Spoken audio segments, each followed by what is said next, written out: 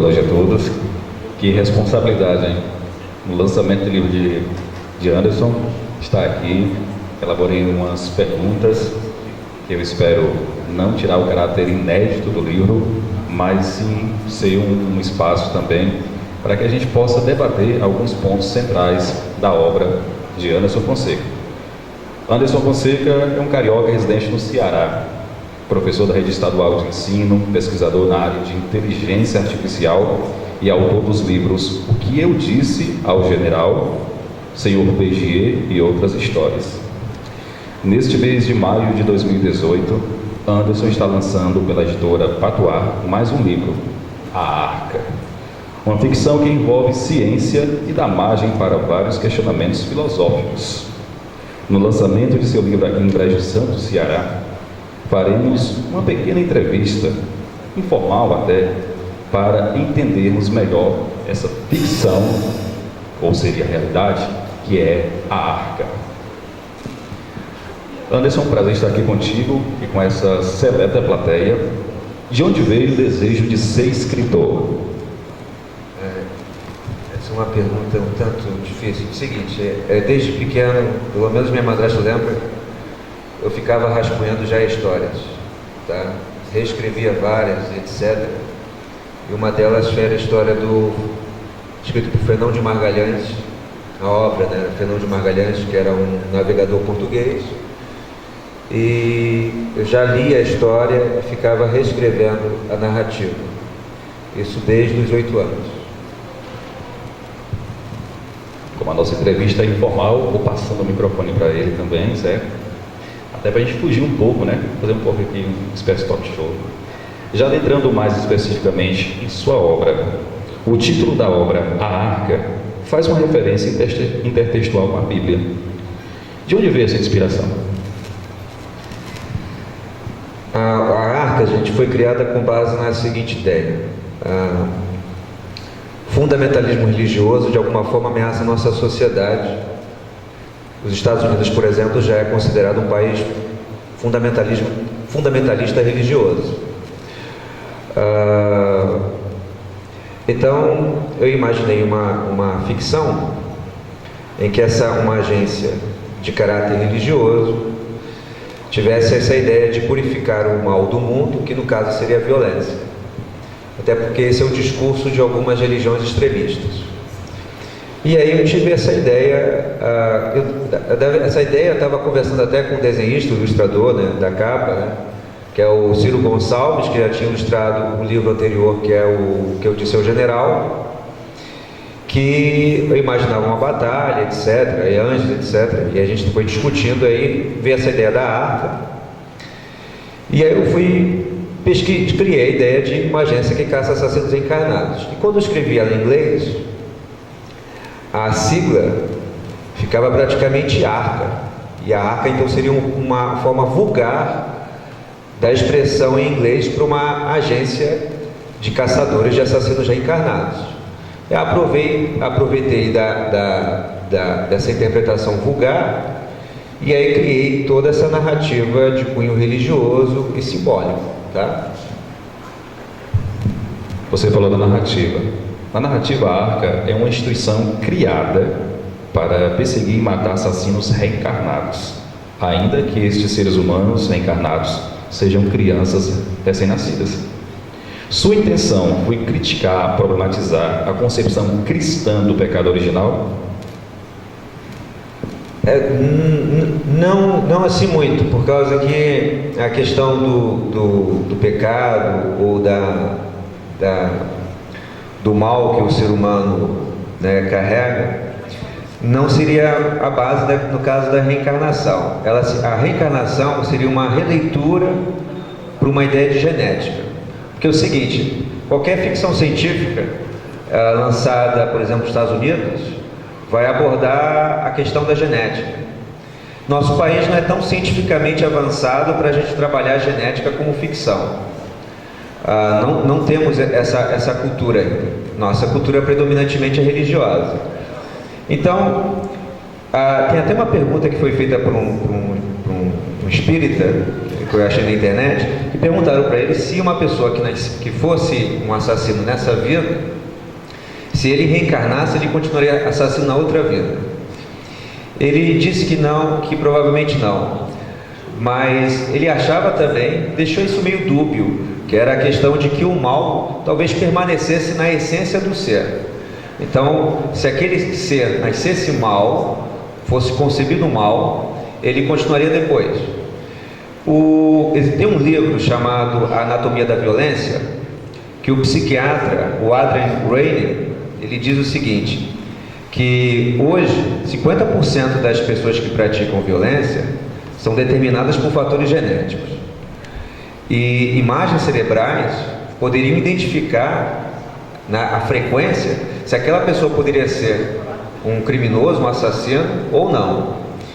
E ele é um neurobiólogo e diz assim, então no futuro provavelmente a gente já poderia determinar geneticamente e pelas imagens do cérebro se essa pessoa poderia cometer um crime ou não, que nem no filme A Nova Lei, que tem os precogs, etc. Aí eu pensei, realmente isso é possível, mas no Brasil não caberia uma realidade dessa ainda. Então pensei justamente em substituir a visão genética pela ideia mais religiosa, que é a reencarnação. A ideia de limpeza moral, social, étnica ou mesmo espiritual já foi descrita em vários documentos históricos e culturais. A Arca é um livro que vem para denunciar e combater os regimes totalitários, assim como você fez em O que eu disse ao general. Sim, é uma linha de pensamento. Todos os livros que eu abordo geralmente são sobre ou a questão da crise existencial, ou então a questão política, do poder mesmo, só por uma linha mais metafórica. Em O que eu disse ao general, a gente abordou o extremismo da ditadura, né, dos ditos poderosos. Será que o ditador ou um presidente seria diferente? Então, O que eu disse ao general abordava isso. Já na Arca, ela aborda essa ameaça do fundamentalismo religioso. Quando chegar à política, qual seria a consequência social? Tá? A organização que caça assassinos reencarnados, a Arca, mata pessoas que foram assassinas em suas vidas passadas. Um fato curioso é que os agentes da Arca não questionam o porquê de suas ações, apenas matam em nome da organização. Isso é uma crítica ao fundamentalismo religioso?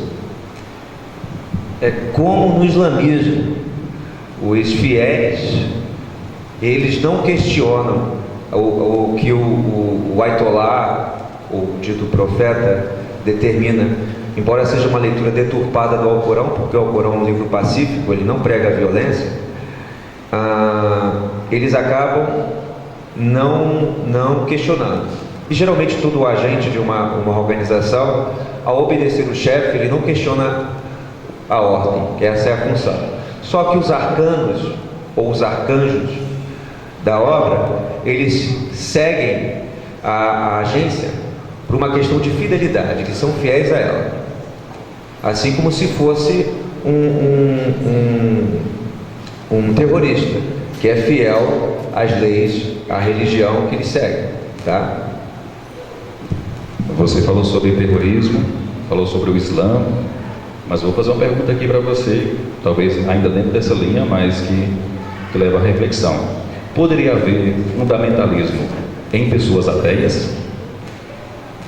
Sinceramente, eu acho que não.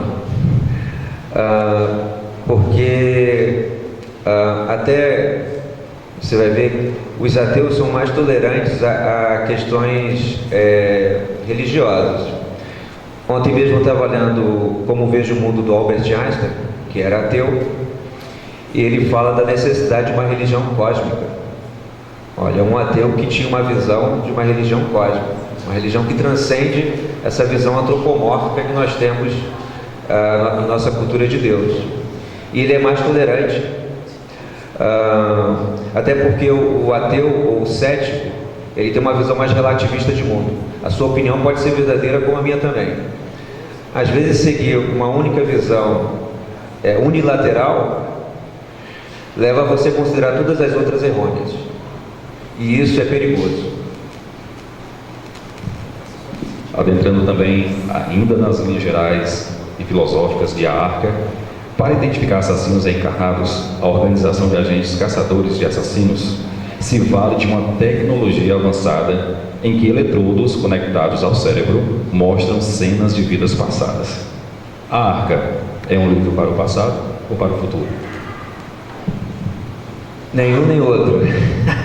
É um livro sobre o presente.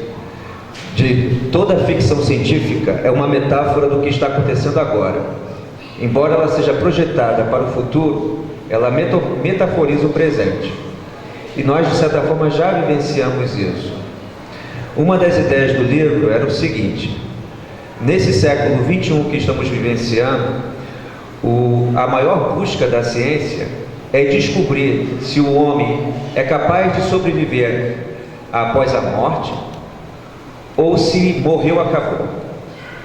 Tanto é que o ex-presidente Barack Obama investiu bilhões de dólares na criação de um programa chamado Brain Man, que é para descobrir se realmente é possível imortalizar a vida humana, tentando, assim como no projeto Genoma, eles querem entender neurônio por neurônio, entender como funciona o cérebro. Só que o cérebro, a consciência humana, é uma coisa singular, magnífica e praticamente irreprodutível. E isso que é o mais fascinante deles. E aí tem uns teóricos, uns filósofos chamados panpsiquistas, que acham que a consciência humana é como se fosse um campo energético, como se fosse eletromagnetismo, gravidade, etc.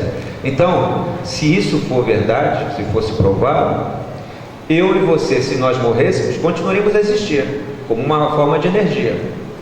Então pensamos o seguinte: eu estava até conversando com um cara, virou meu amigo, fiquei feliz pra caraca, é um professor de filosofia, ele é o pai da filosofia da mente no Brasil, é o professor João de Fernandes, e eu estava lendo o livro dele e conversei com ele a seguinte ideia: o cérebro, ele, como é uma estrutura definida, ele poderia definir o campo. Por exemplo, o campo entra no teu cérebro e forma você, é a singularidade. Você, Júlio, seria um campo de energia que age dentro desse cérebro. Mas quando o teu cérebro morrer, você morrer, acabou, se deu mal, volta o campo para a natureza e sua individualidade se perde. Se a individualidade fosse mantida, mesmo após a morte, a essência da natureza humana, daquilo que você fez em vida, permaneceria. Aí é o que a física chama de que a informação poderia continuar depois da morte. Essa é uma questão física. Então, se isso fosse comprovado, aí eu fiquei pensando, qual seria o perigo? Porra, a gente ia ficar seguindo, desculpa, palavrão, a gente ia ficar perseguindo gente que poderia de fato se reencarnar, porque a reencarnação deixaria de ser um mero misticismo e passaria a ser uma possibilidade científica real. Vamos trazer para a realidade brasileira. Se políticos envolvidos em corrupção, como Maluf, Cunha, Aécio, se reencarnassem, você acha que a Arca os mataria? Sem dúvida. Sem dúvida, porque olha só, essa é uma tendência.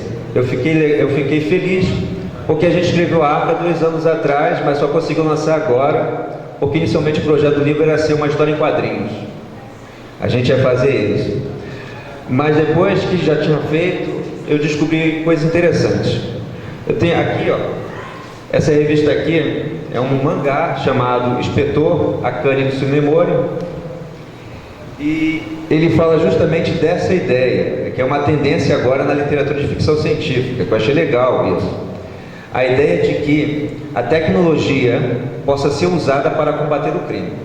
A sinopse do livro, desse mangá aqui, ó. Em um mundo onde a mente humana é representada em forma de números, as autoridades usam uma nova tecnologia chamada psicopese para medir a estabilidade psicológica de cada indivíduo. E assim, a inspetora novata Akane Tsunemori parte para investigações de criminosos latentes, identificados previamente pelo seu coeficiente criminal.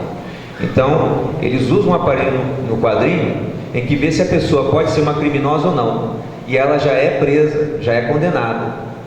não haveria nenhuma intervenção governamental. A pessoa poderia ter, o policial teria o direito de matar para evitar um crime futuro. Na ficção científica já está essa tendência, não só no Japão, nos Estados Unidos e agora no Brasil. O Daniel Lemes escreveu um livro chamado Teocrasia, em que os fundamentalistas religiosos usavam do governo para prever a violência. Então é uma tendência. Então provavelmente é o seguinte, a ideia agora na literatura é de que, como o mundo inteiro está insatisfeito com os corruptos, se houvesse uma agência que os matasse antes mesmo deles governar, seria muito bom. Bakhtin, autor russo, ele fala que todo texto é ideológico. A gente sabe que os textos jornalísticos nem sempre são imparciais. E com relação à imprensa, que muitas vezes age de modo desleal para com seu público, ludibriando, como é que os agentes da ARCA veriam esse cenário que é tão comum no mundo e principalmente no Brasil? Uma agência sempre vai controlar o governo, como agora foi em relação ao Donald Trump. Provavelmente alguns acham que a KGB controlou, influenciou nas eleições. Uma agência sempre secreta, ela não só pode controlar as informações, mas também controlaria aqueles que forneceriam ela. Então, por mais que você vivesse numa liberdade de expressão, essa liberdade de expressão seria apenas fictícia.